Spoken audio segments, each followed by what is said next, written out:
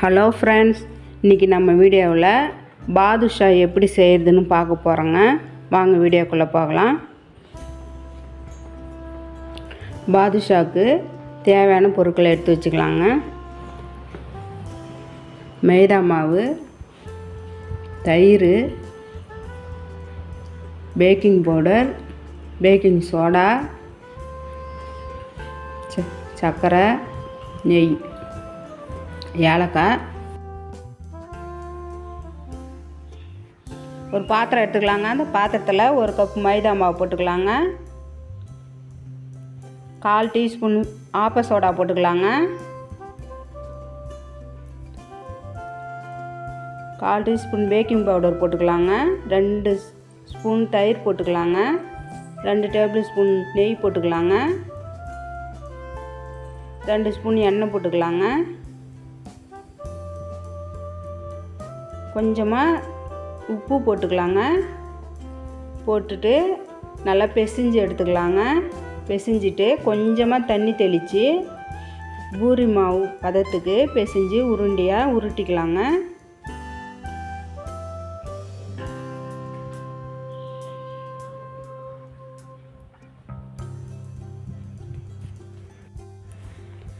அவ்வளோதாங்க.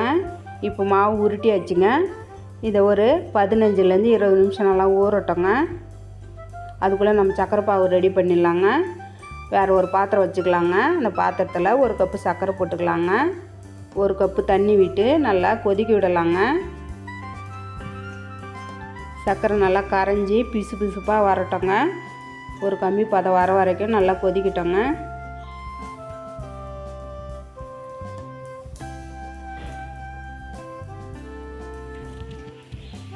அதில் கொஞ்சமாக ஏலக்காய் பொடி போட்டுக்கலாங்க.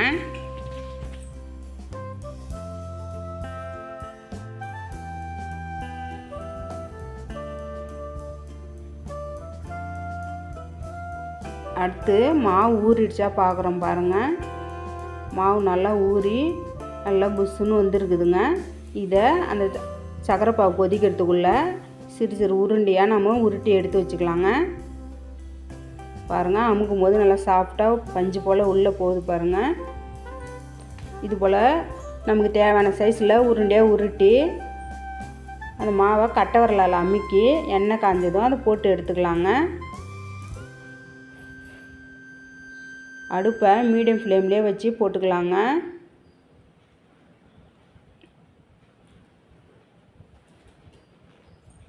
இது போல் எல்லா உருண்டையும் போட்டு திருப்பி விடுங்க. ஒரு பக்கம் வெந்ததும் மறுபக்கம் திருப்பி விட்டுட்டு மறுபடியும் நல்லா வேகட்டங்க. உள்ளே இருக்கிறதெல்லாம் வேகணுங்க. அதனால் அடுப்பு சிம்மில் கூட வச்சுக்கலாங்க.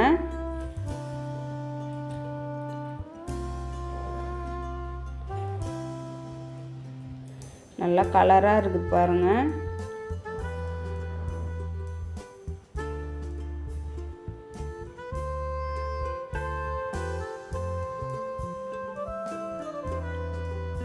இப்போ நல்லா வெந்துடுச்சுங்க.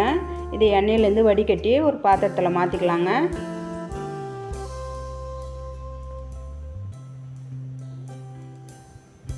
இந்த சக்கரை பாகு ரெடி ஆகிடுச்சுங்க. ஒரு கம்பி பதம் வந்ததும் நிறுத்திட்டோங்க அடுப்பை.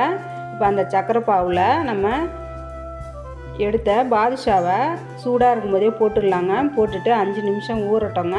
அதுக்குள்ளே நம்ம மறுபடியும் எண்ணெயில் வேறு போட்டு எடுக்கிறதுக்குள்ளே இது ஊறட்டோங்க. அதுபோல் ஒன்று ஒன்றா எல்லாத்தையும் எண்ணெயில் போட்டு இந்த ஜீரோ பாவில் போட்டு ஊற விட்டு எடுத்துக்கலாங்க. இப்போ 5 நிமிஷத்துக்கு மேலே ஊறிடுச்சுங்க. அந்த ஊறினதை எடுத்து ஒரு பிளேட்டில் மாற்றிக்கிறோங்க. பாருங்கள், பாதுஷா ரொம்ப சூப்பராக வந்து இருக்குதுங்க. இது மேலே அழகுக்காக தேங்காய் பூ போட்டுக்கலாங்க. தேங்காய் பூ வந்து கடையில் கலராக விற்குங்க. நான் வாங்கலை இன்றைக்கி. அதனால் வீட்டில் இருக்கிற ஃப்ரெஷ் தேங்காவை துருவி போடுறேங்க. பார்க்குறதுக்கும் ரொம்ப நல்லா வந்துருக்குதுங்க. சூப்பராக டேஸ்ட்டாகவும் இருக்குதுங்க. ரொம்ப சாஃப்டாகவும் இருக்குதுங்க. அவ்வளோதாங்க, பாதுஷா ரெடி ஆகிடுச்சுங்க. இது போல் நீங்களும் உங்கள் வீட்டில் ட்ரை பண்ணி பாருங்கள். ரொம்ப சூப்பராக வந்துருக்குதுங்க. இது ரொம்ப டேஸ்ட்டாகவும் இருக்குதுங்க. இந்த வீடியோ உங்களுக்கு பிடிச்சிருந்ததுன்னா லைக் பண்ணுங்கள், ஷேர் பண்ணுங்கள், சப்ஸ்கிரைப் பண்ணுங்கள்.